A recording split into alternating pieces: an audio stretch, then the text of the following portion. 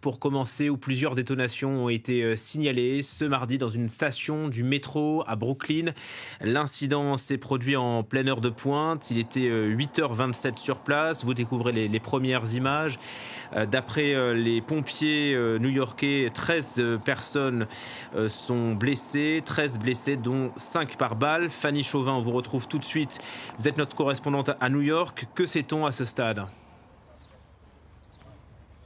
Pour l'instant, les informations arrivent au compte-gouttes. Effectivement, le premier bilan fait état de 13 blessés. On voit des premières images arriver avec des personnes, des New-Yorkais au sol dans cette station de métro et en sang. Pour le moment, le quartier est bouclé. Pour les premières informations qu'on a sur cette attaque, certains passagers décrivent un homme qui serait habillé d'orange avec un masque. Les passagers pensaient que c'était un employé de la MTA, qui est l'opérateur du métro ici à New York.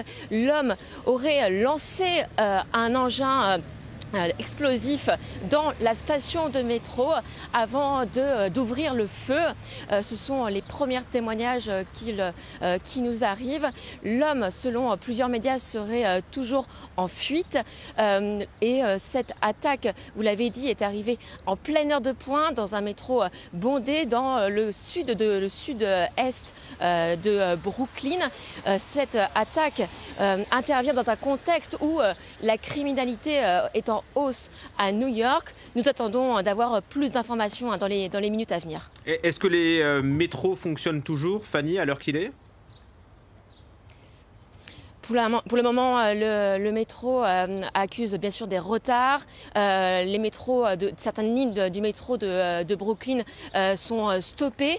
Vous imaginez que en pleine heure de pointe ici à New York, les gens ont été du métro, les passagers ont été évacués. Puis désormais aujourd'hui, ils prennent la voiture, le bus, mais le réseau de Brooklyn a été stoppé, voire ralenti. Merci pour ces premiers éléments, Fanny Chauvin. Donc New York touché en plein cœur, 13 blessés, des victimes touchées par des tirs d'armes à feu dans le métro à Brooklyn.